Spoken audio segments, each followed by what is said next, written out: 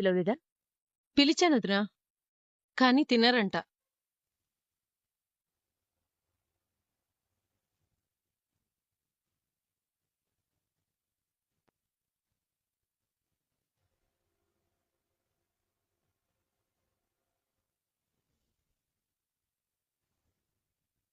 రామ్మా, అన్నం తిన్నాం. వద్దని రేవతికి చెప్పాను కదా. ఏంటమ్మా, ఎమోషనల్ బ్లాక్మెయిల్ చేస్తున్నావా? నేను తిన్నని చెప్పాను కదా. ఇందులో ఎమోషనల్ బ్లాక్మెయిల్ ఏముంది? నీ పుట్టినరోజుకి నీ చిన్న కూతుర్ని పిలవమని అడిగావు. ఆ కూలోడి కుటుంబాన్ని పిలిచే ప్రసక్తే లేదని చెప్పాం. అప్పటినుంచి నువ్వు తిండి తిప్పలు మానేసి కూర్చున్నావు. మన ఇంట్లో పనోడితో లేచిపోయిన దాన్ని తిరిగి మన ఇంట్లో అడుగు పెట్టేలా చేయడం కోసం నువ్వు నీ పుట్టినరోజుని సాగ్గా వాడుకుంటున్నావు. మరి దీన్ని ఎమోషనల్ బ్లాక్మెయిల్ చేయడం అనక ఏమంటారు? సేనా, బుద్ధుందా నీకు అసలు? అమ్మతో ఇలాగైనా మాట్లాడేది?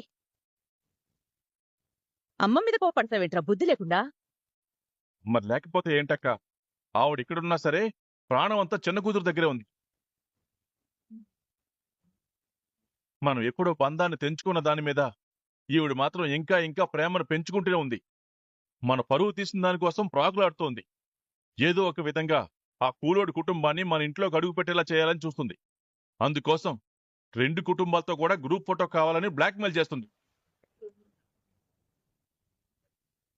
సేనా, నువ్వాగు. ఆమా, మాకున్న పెద్ద దిక్కువి నువ్వే. అలాంటిది నువ్విలా తిండి తిప్పలు లేకుండా బాధపడుతుంటే చూడలేకపోతున్నావు. మనసుకి చాలా కష్టంగా అనిపిస్తోంది. కాని నువ్వేమో ఎంత చెప్పినా వినిపించుకోవడం లేదు, అర్థం చేసుకోవడం లేదు. నీ పుట్టినరోజు వేడుకల్లో ఆ కుటుంబం ఉండాల్సిందేనని పట్టుపడుతున్నావు. అప్పటి వరకు నువ్వు పంతం వదిలిపెట్టి తినేలా కనిపించడం లేదు. పంతం కాదు, బాధ.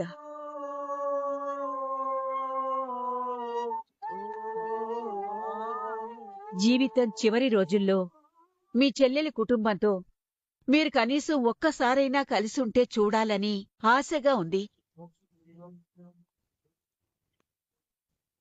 నా బాధని అర్థం చేసుకోకుండా మీరు పంతానికి పోతున్నారు.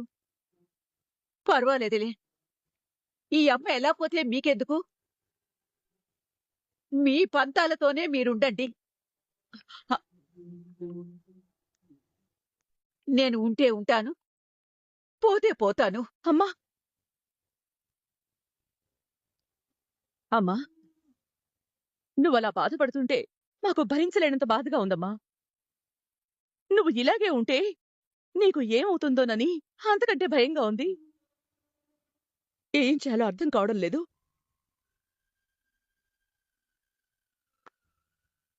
సరే, ఇప్పుడేంటి? నీ పుట్టినరోజు వేడుకల్లో ఆ కుటుంబం ఉండాలి. నాకు వాళ్ళని పిలవడం అస్సలిష్టం లేదు. కానీ కేవలం నీ బాధ చూడలేక తప్పక ఒప్పుకుంటున్నాను.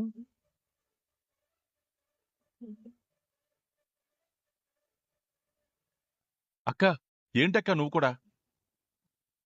అమ్మ కంటే, ఆ అమ్మ సంతోషం కంటే మనకేది ముఖ్యం కాదురా సేనా. అందుకని ఆ పనోడి కుటుంబం మన కుటుంబానికి చేసిన నమ్మక ద్రోహాన్ని మర్చిపోదామా? కొన్నిసార్లు తప్పదురా.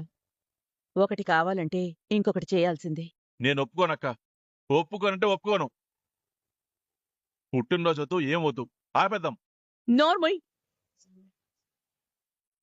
ఆ రోజు నాన్నని పోగొట్టుకున్నాం, ఇప్పుడు అమ్మను కూడా పోగొట్టుకుంటావా? ఇంకేం మాట్లాడు. అమ్మా, నువ్వు ఆశపడినట్టే నీ పుట్టినరోజు వేడుకల్లో వాళ్ళుంటారు. 2 కుటుంబాలతో కలిసి నువ్వు గ్రూప్ ఫోటో దిగుతావు. కాకపోతే వాళ్ళు మనింటికి రాకుండా మనమే వాళ్ళింటికి వెళ్దాం.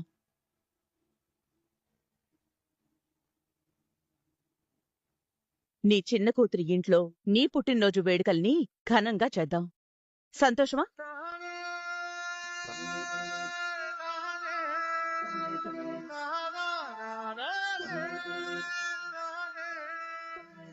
ఎక్కడైతే ఏముంది, మన 2 కుటుంబాలు కలవడం నాకు ముఖ్యం.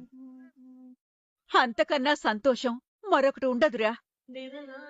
అమ్మా భద్రావతి, నువ్వింత తేలిగ్గా ఒప్పుకుంటావని నేననుకోలేదు.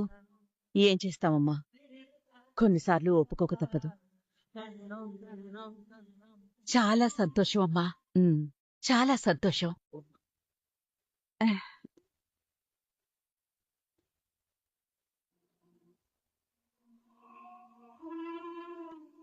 మీ సెల్లాయిని మీ కుటుంబంలో కలుపుకోకుండా మీరు దూరం చేశారు కదా, అందుకు ప్రతీకారంగా మీకు మీ మేనకోడల్ని దూరం చేసి మీ మీద మీ సెల్లాయి పగ తీర్చేసుకుందన్నమాట.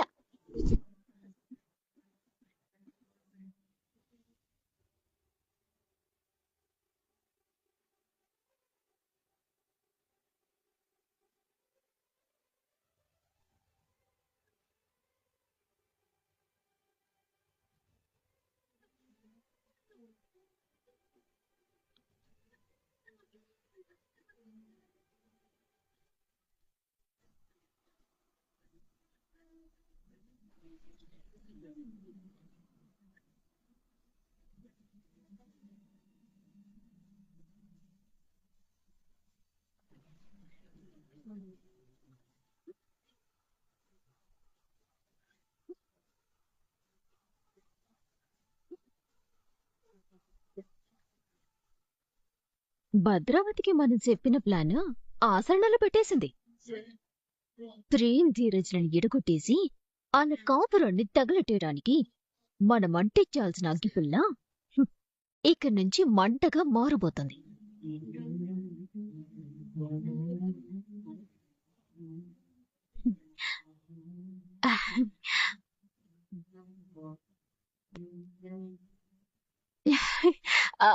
నమస్కారం బామ్మగారు, నమస్కారం. రండి రండి.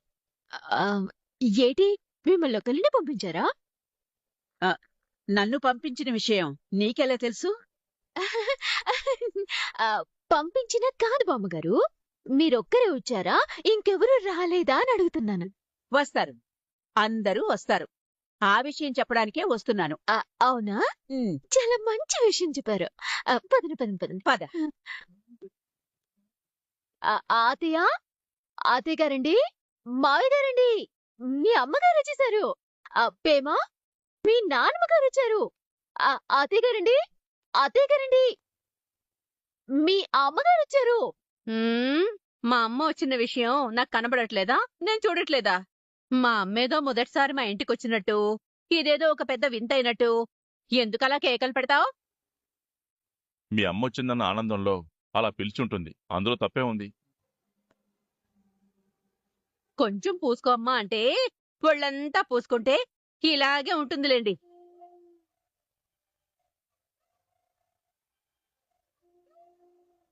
అబ్బబ్బబ్బబ్బా, కాసేపు మీ మాటలు ఆపండి. ఇవాళ చాలా సంతోషకరమైన విషయం చెప్పడానికి వచ్చాను. చాలా సంతోషకరమైన విషయమా? ఏంటమ్మా అది? వేదవతి, మనసు ఆనందంతో నిండిపోయినప్పుడు చుట్టుపక్కలున్న ప్రపంచం ఏది కనపడదని అంటారు కదా.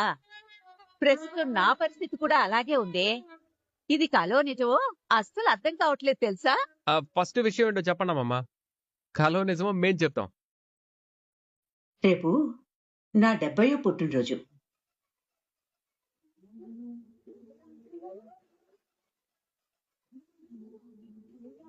ప్రాణం ఎన్ని రోజులు ఉంటుందో తెలియదు.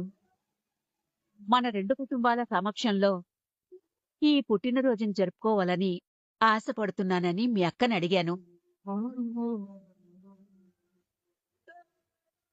మన రెండు కుటుంబాలతో కలిసి ఒక గ్రూప్ ఫోటో దిగి గొంతులో ప్రాణం ఉన్నంత వరకు ఆ ఫోటో చూసుకుంటూ ఆ జ్ఞాపకాలతో బ్రతుకుతానని మీ అక్కని బ్రతిమిలాడుకున్నాను.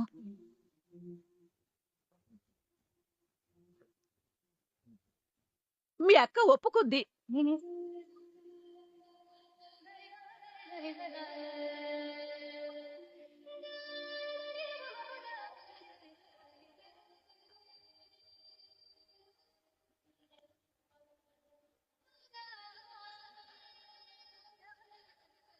శ్రీరామ శ్రీరామ శ్రీరామ అంటే అన్నానంటారు గాని అమ్మా, నువ్వు చెప్పేది నిజమా?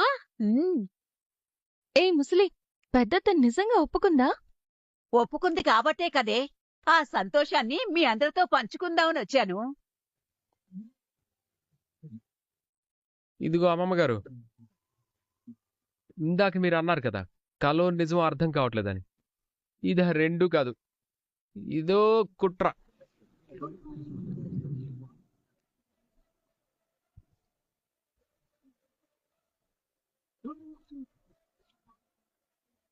రే అదేంట్రా అలా అంటున్నావు? అవును, మొన్న కోర్టులో కూడా తాజ్ పాములా బుసలు కొడుతూ ఉరుమురిమి చూసిన మీ శివంగత ఒక్కరోజు గ్యాప్లోనే ఇంత సాధుజీవిలా మారిపోయి మన రెండు కుటుంబాల సమక్షంలో మీ నానమ్మ బర్త్డే చేయడానికి ఒప్పుకుందంటే ఇది ఖచ్చితంగా అనుమానించాల్సిన విషయమే. ఏదో కుట్రుందని జాగ్రత్త పడాల్సిన విషయమే.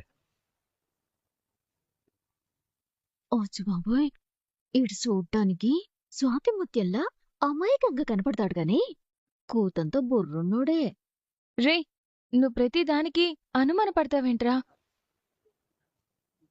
కొన్ని విషయాల్లో మా అత్తకి ఈ కుటుంబం మీద కోపం ఉన్నమాట నిజమే, కానీ మా నాన్నమ్మంటే మా అత్తకి ప్రాణంరా. అందుకే మా నాన్నమ్మ సంతోషం కోసం మా అత్త ఒక మెట్టు దిగింది. కరుడుగట్టిన రాక్షసులైనా మారతారు గాని మీ గయ్యాళి భద్రావతత్త మాత్రం మారదు. మీ అత్త అన్నం తిని కాదు, మా మీద పగతో బతుకుతుంది. అలాంటి మీ అత్త మెట్లు దిగడం లిఫ్ట్ దిగడం జరగని పనమ్మా. ఎరా, నువ్వు చెప్పింది కొంతవరకు నిజమేరా. అందుకే నేను మొదట అడగ్గానే నా కూతురు ఒప్పుకోలేదు. కాని నేను తిండి తిప్పలు మానేసి బాధపడుతుంటే చూడలేక ఒప్పుకుంది. పైగా నా పుట్టినరోజు వేడుకని మీ ఇంట్లోనే జరిపించమని చెప్పింది.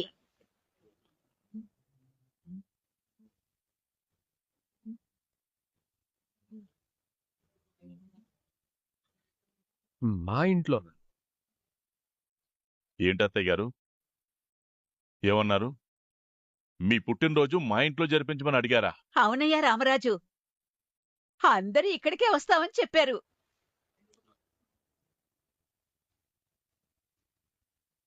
అదేదో మీ ఇంట్లోనే చేయొచ్చు కదా బామ్మగారు. మేమందరం అక్కడికే వస్తాం. అలా కాకుండా ఈ ఇంట్లో పుట్టినరోజు చేయమనడం ఏంటి? ఎప్పుడూ లేనిది అందరూ ఇక్కడికి రావడం ఏంటి?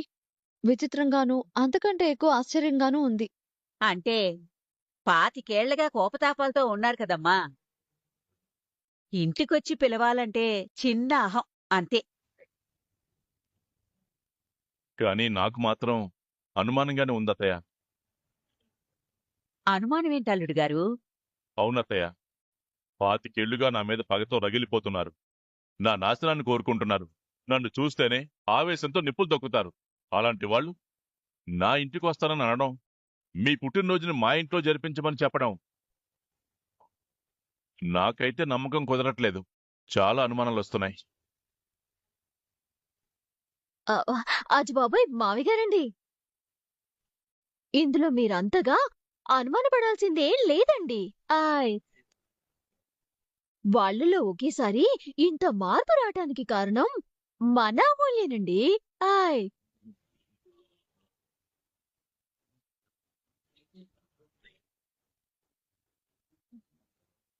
అమూల్య? అమూల్య ఏంటి? ఆయ్, అవునండి మావి గారండి, అమూల్యేనండి. మరేమో మన అమూల్య విశ్వం మీదెట్టిన కేసుని వెనక్కి తీసుకుంది కదండి. లేదంటే ఈ పాటికి ఆ విశ్వక్ జైల్లో చిప్పకూడు తింటూ ఉండేవాడు కదండి.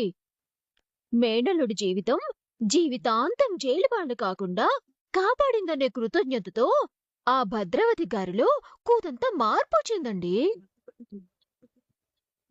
అందుకే బామ్మగారి పుట్టినరోజుని ఈ ఇంట్లో జరిపించేయటానికి ఆళ్లు మన ఇంటికి రావటానికి ఒప్పుకున్నారండి. ఆయ్, ఏయ్, నిన్నెవరడిగారే?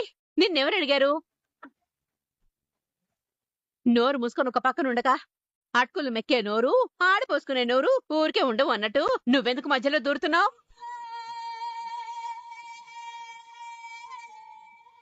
వేదవతి, వల్లి చెప్పింది కూడా నిజమేనే. ఎందుకు అనవసరంగా తన మీద కోప్పడతావు?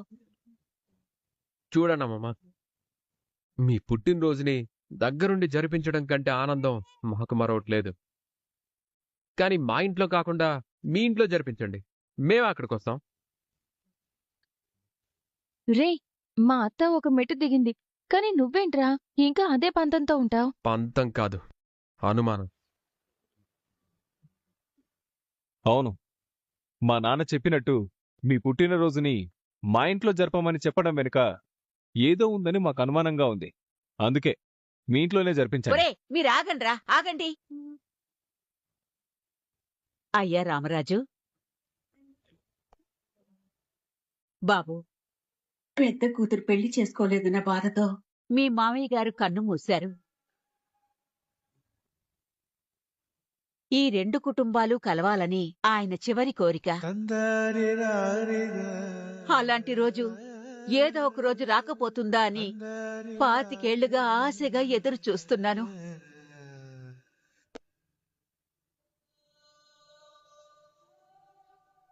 ఆ సంతోషాన్ని చూడకుండా పోతానేమోనని నాకు చాలా బాధగా ఉందయ్యా. దయచేసి దయచేసి మన రెండు కుటుంబాలు కలిసి నా పుట్టినరోజు చెయ్యండి.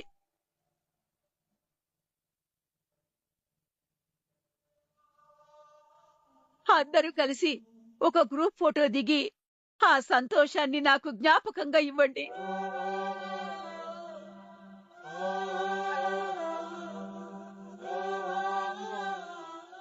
పాతికేళ్లగా ఎదురు చూస్తున్నా ఈ కాస్త సంతోషమైనా దక్కుతుందని ఆశపడతాను. దయచేసి దయచేసి అర్థం చేసుకోండి అయ్యా రామరాజు. ఏమండి, మా అక్క తగ్గింది కదా, మన రెండు కుటుంబాలు కలిసి ఉండడానికి ఇది ఆ దేవుడిచ్చిన అవకాశంలా కనిపిస్తోంది. దయచేసి కాదనకండి, ఒప్పుకోండి.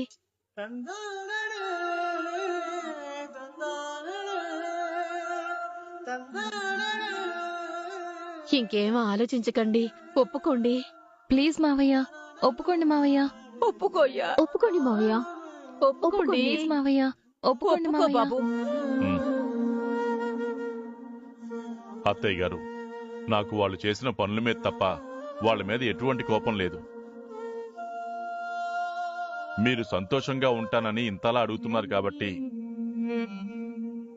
ఈ రూపంలో నా భార్య కళ్ళలో సంతోషం చూడడం కోసం ఒప్పుకుంటున్నాను.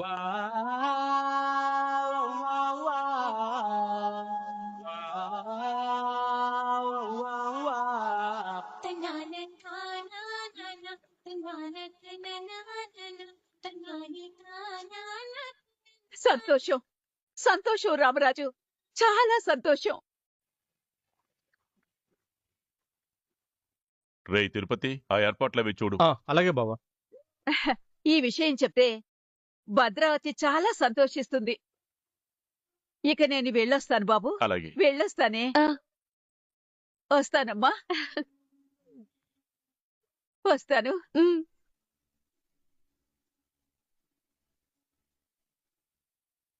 శ్రీరామ శ్రీరామ శ్రీరామ, 25 ఏళ్ల తర్వాత మా అక్క మా అన్నయ్య మన ఇంటికి రాబోతున్నారండి.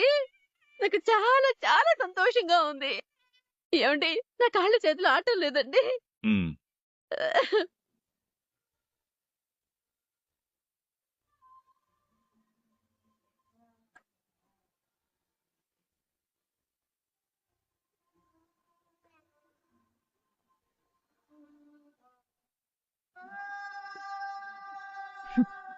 రేపు సాయంత్రానికి ఈ సంతోషం మొత్తం కన్నీళ్లుగా మారుతుంది.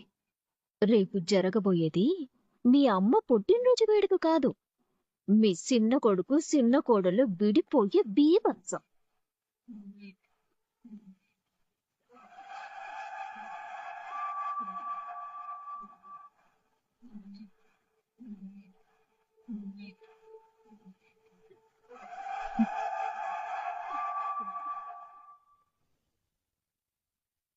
నీకు బుర్రగాని గోదాట్లో గాని కొట్టుకుపోయిందేటి?